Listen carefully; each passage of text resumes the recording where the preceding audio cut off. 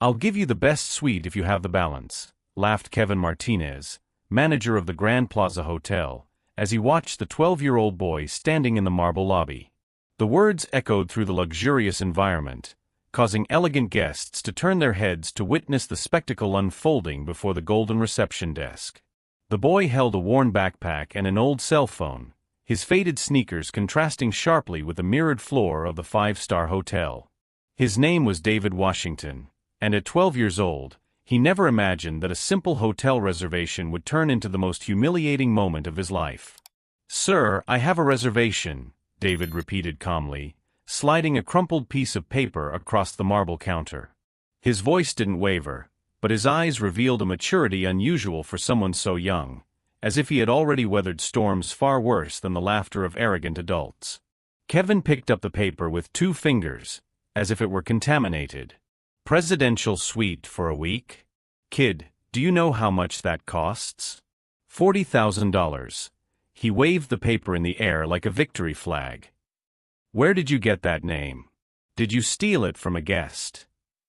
The entire lobby turned to watch the scene. A woman in a fur coat whispered to her husband.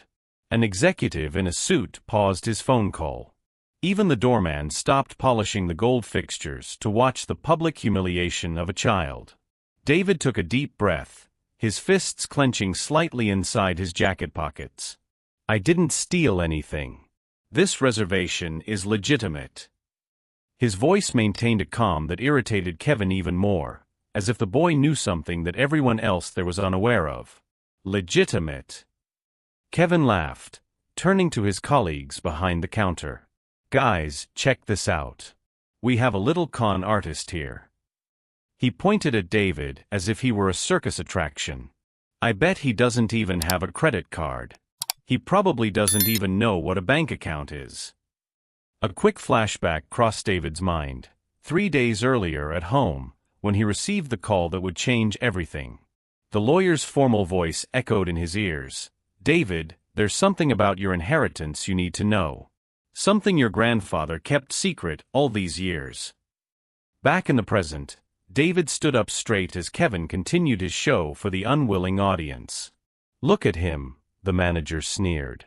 12 years old, alone, wanting the best suite in the hotel. Next thing he'll tell us is that he's the son of some billionaire. The silence in the lobby was deafening. David felt all eyes on him, judging him by his simple clothes, his old backpack, the color of his skin. But in his eyes shone something Kevin couldn't decipher, a serenity that only exists in those who keep secrets too powerful to be revealed before the right time.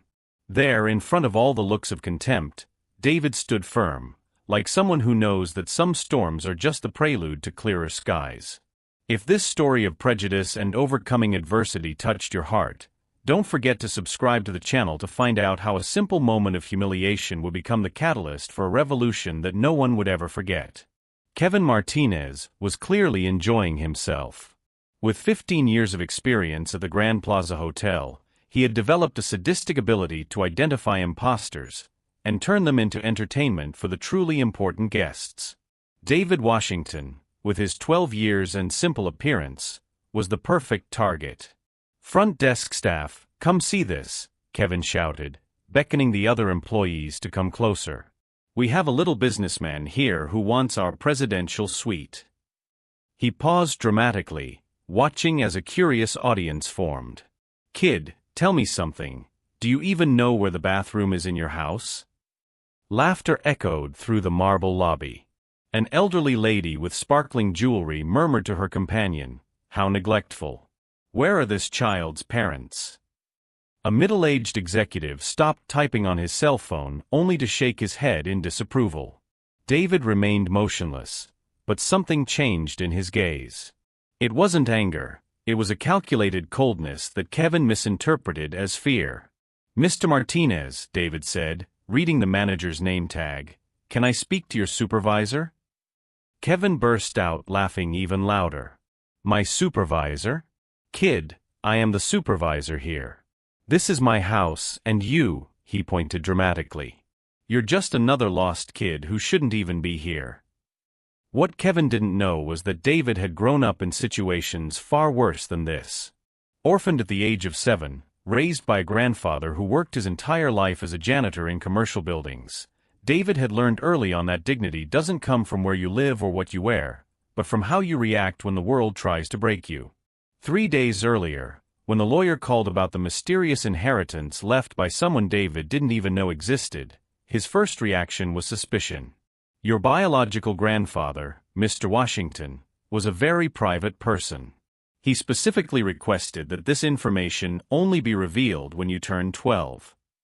The flashback was interrupted by Kevin clapping loudly, as if to tame an animal. Attention, ladies and gentlemen. Our young guest is going to explain exactly how he intends to pay $40,000 for a week. He leaned over the counter, his face inches from David's. Are you going to sell lemonade on the corner? More laughter. David took a deep breath, his hands still firmly in his pockets. Inside one of them, he held a black card that Kevin assumed was a bus pass. In fact, it was something that would completely change that scene of humiliation. Mr. Martinez, David said again, his voice maintaining an unnatural calm, I have a simple question. Do you believe that appearances always tell the truth about a person? Kevin frowned, confused by the philosophical tone of the question. What does that have to do with anything? Kid, you're wasting my time and that of our guests. It's an honest question, David insisted. Because I'm looking at you right now, seeing a middle-aged man who works behind a counter, wearing a uniform borrowed from a company that isn't even yours, and yet you act like you own the place. The silence that followed was deafening. The laughter stopped abruptly. Kevin felt his face flush. That kid had touched a raw nerve. How dare he? Listen here, you insolent brat, Kevin growled, his voice losing its theatricality and gaining genuine anger. I'm calling security right now. You'll be dragged out of here if necessary. David nodded calmly, as if he had expected exactly that reaction. Sure, Mr. Martinez. But before that, can I check in my reservation? Or would you rather continue making assumptions about me? That's when Kevin made his biggest mistake. Instead of simply checking the system, he let his ego get the better of him. You want to bet? Let's do this, kid. If you can actually pay for this suite, I'll personally carry your bags there. But when they find out you're lying, not only will you be kicked out, I'll make sure every hotel in town knows about you. The proposal echoed through the lobby like an official challenge. David smiled for the first time since he had arrived, a smile that didn't reach his eyes, but carried something that made Kevin feel an inexplicable chill down his spine. Perfect, David said, finally taking his hand out of his pocket. Then let's check it out right now. Each new humiliation Kevin had dealt out had only fueled something inside David that the arrogant manager couldn't see, a silent strength being nourished by the very injustice they were trying to impose. What that privileged man didn't know was that every act of contempt was writing his own sentence of defeat, and that some storms begin just when everyone thinks the sky is clear. David slowly removed his hand from his pocket, revealing a matte black card that seemed to absorb the light in the lobby. Kevin glanced at it dismissively and laughed even louder, as if he had just seen the joke of the century. Seriously? A black plastic card. Kevin clapped his hands theatrically. Kid, did you buy that from a gumball machine? Or did you make it at home out of cardboard? He turned to the audience of curious guests. Folks, just look at the creativity of this generation. What Kevin didn't notice was the sudden silence that fell among the more experienced staff at the front desk. Lisa, the night supervisor with 20 years of experience in luxury hospitality, frowned as she recognized something familiar about that card. She whispered something to her colleague next to her, but Kevin was too busy with his show to notice. David remained impassive as Kevin continued his humiliating performance. Let me guess, you're going to tell me that this little card has an unlimited limit? That you're the son of some secret billionaire? Kevin laughed so hard that tears formed in his eyes. My God, what an imagination. It was then that David did something unexpected. Instead of defending himself or trying to explain, he simply slid the card across the counter toward Lisa, completely ignoring Kevin. "Miss, could you please check this card in the system?" Kevin intercepted the card before Lisa could take it. "No, no, no. I'm the manager here, and I'll check this joke." He examined the card with disdain, turning it over and over. "It doesn't even have the bank's name printed on it. Amateur." What Kevin didn't know was that this particular type of card was known only to elite employees at very high-end establishments. Lisa discreetly tried to get his attention, but he was determined to conduct his own investigation. "You know what we're going to do," Kevin announced dramatically. "I'm going to run this little card through the system, in front of everyone, to put an end to this charade once and for all." He waved the card in the air like a trophy.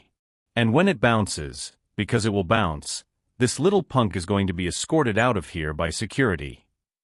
David nodded calmly. "Perfect. But before I do that, can I make a quick phone call?" Kevin burst out laughing again. "Call who? Your babysitter? To tell her you're going to be late for school?" "Actually," David said, taking his old cell phone out of his pocket, "my lawyer." The word lawyer made some guests raise their eyebrows, but Kevin just shook his head with even more disdain. "Lawyer? A 12-year-old kid with a lawyer? How about calling Santa Claus too?" David dialed a number and put the phone on speaker so everyone could hear. After 2 rings, a professional, serious voice answered. "Morrison and Associates, Dr. Richard Morrison speaking."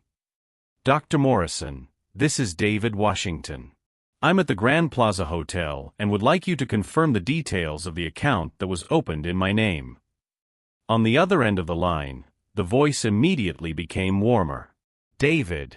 Of course, young man. Is everything going well at the hotel? Is the management treating you properly?" Kevin frowned, clearly bothered by the respectful tone of the supposed lawyer. But he still maintained his arrogance. "Very well rehearsed," he muttered to his colleagues. "It's probably his buddy on the other end." "Dr. Morrison," David continued, keeping the phone on speaker, "could you remind the people present what amount was deposited into the account you opened for me yesterday?" A pause. Then the voice returned, clear and firm. "Certainly. An initial deposit of $15 million was made, coming from the testamentary inheritance that your biological grandfather, Jonathan Washington, left specifically for you.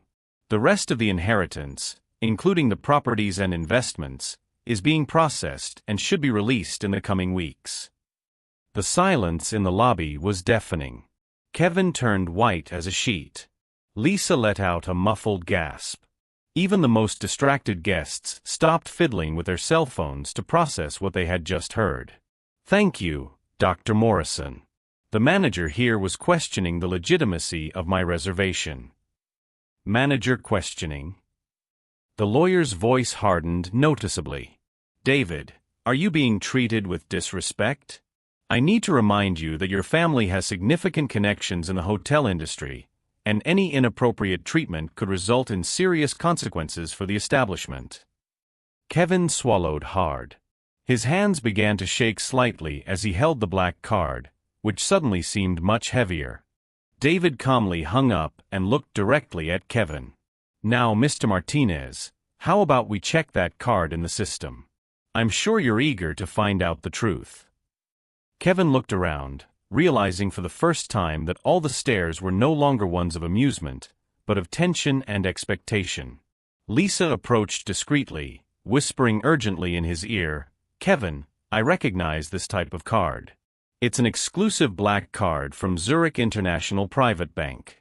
They only issue them for accounts over 10 million. But Kevin had already dug himself into too deep a hole to stop now. His hands visibly shaking, he walked over to the payment terminal, the black card in his sweaty palms like a bomb about to explode. David watched everything with a disturbing calmness, as if he knew exactly what was about to happen. Something new shone in his eyes, no longer the wounded dignity of a humiliated child, but the quiet confidence of someone who was about to completely rewrite the rules of the game they were playing. There, in front of everyone who had laughed at his simple appearance and doubted his word, David Washington was prepared to show that some lessons are learned in the most humiliating way possible, and that underestimating someone based on prejudice can be the most costly mistake a person makes in their entire professional life. Kevin held the black card with visibly trembling hands, sweat forming beads on his forehead as he walked to the terminal. The entire lobby had turned into a silent theater, where every breath seemed amplified and every movement Kevin made was watched with the intensity of someone witnessing an accident in slow motion. "Let's get this charade over with," Kevin muttered to himself, trying to regain some of his lost confidence. But his voice came out weak, almost inaudible, a pathetic shadow of the arrogance he had displayed minutes before. Lisa remained close by, her 20 years of experience in luxury hotels making her recognize the signs of an impending professional catastrophe. She tried one last time. "Kevin, maybe I should check that card. I have more experience with." "No." Kevin cut her off abruptly, but his voice cracked in the middle of the word. "I said I'd check it, and I will." He inserted the card into the terminal with unnecessary force, as if he wanted to break both the card and the machine. David watched everything with a disturbing calm, like a conductor waiting for the exact moment for the orchestra to play the final note of a symphony. His eyes showed no anger or anxiety, just the infinite patience of someone who knew exactly what was about to happen. The terminal beeped for the first time. Kevin typed in the reservation amount, $40,000. His hands were shaking so much that he mistyped the numbers twice before getting them right. The machine processed for a few seconds that seemed like an eternity. Then it happened. The screen flashed. Once. Twice. And then it displayed a message that made Kevin feel as if the ground had disappeared beneath his feet. Transaction approved. Available balance, $15,247,891.33. Kevin read the number once. Then again. His eyes blinked rapidly, as if trying to ward off a hallucination. $15,247,891. That can't be right, Kevin whispered, his voice completely devoid of its previous arrogance. He looked at the card, then at the screen, then at David. "It has to be a system error." Lisa stepped closer and looked over Kevin's shoulder. When she saw the balance, her face instantly paled. "My God," she whispered. "Kevin, do you know what you just did?" But Kevin was still in denial. "It's impossible. A child can't have that kind of money. It has to be fraud, it has to be." "Mr. Martinez," David's voice cut through the growing panic like a sharp blade. "Would you like to check again? Or perhaps you'd prefer to call Zurich International Bank to confirm the authenticity of the account." The mention of Zurich Bank made Kevin gulp. This was one of the most exclusive private banks in the world, known for serving only clients with net worths above $10 million. Lisa closed her eyes, knowing that Kevin's career had ended at that very moment. The guests in the lobby began whispering among themselves, the words 15 million spreading from mouth to mouth like wildfire. An elderly lady commented to her husband, "My God, Henry, the manager was humiliating a child who has more money than we will ever see." Kevin tried one last desperate gambit. "Listen, kid. David. I didn't know, obviously, if I had known that I was rich." David interrupted him, his voice maintaining that unnatural calm. "Interesting. So you only treat people with respect when they have money." The question echoed through the lobby like a moral sentence. Kevin opened and closed his mouth several times, like a fish out of water, unable to formulate a response that wouldn't condemn him even further. "Mr. Martinez," David continued, "you said you would personally carry my bags if I could pay for the suite. Are you ready to keep your word?" Kevin looked around desperately, seeking support, mercy, anything that could save him from complete humiliation. But he found only looks of disapproval and disgust. Even the employees shied away from him as if his incompetence were contagious. I can explain," Kevin stammered. It was a misunderstanding, I never meant to. You never wanted what? David asked, taking a step forward. You never wanted to humiliate me publicly? You never wanted to make jokes about my appearance? You never wanted to turn a child into a spectacle to entertain your customers? Each of David's words was like a hammer, systematically breaking down all the arrogance Kevin had built up over the years. The manager who moments before had thought himself the king of his little empire now looked like a beggar pleading for mercy. It was then that David took out his cell phone again. Dr. Morrison, may I bother you once more? The lawyer's voice returned to the speakerphone. Of course, David. How was the check-in? Interesting, David replied, looking directly at Kevin.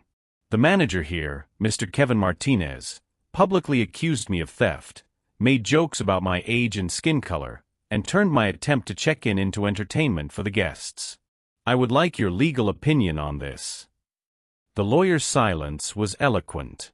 When he spoke again, his voice was icy. David, this constitutes racial discrimination, humiliation of a minor, and possibly defamation. Mr. Martinez and the hotel could face both criminal and civil charges. And considering that your family now has significant resources for a protracted legal battle. Kevin felt his legs buckle. Lawsuits. Lawyers. His career wasn't just over. He could face complete financial ruin. Dr. Morrison, David said calmly, could you please contact the general manager of the Grand Plaza? I believe he would like to know how his employees treat guests who make $40,000 reservations. Certainly. And David, considering the gravity of the situation, it might be appropriate to involve the local media as well.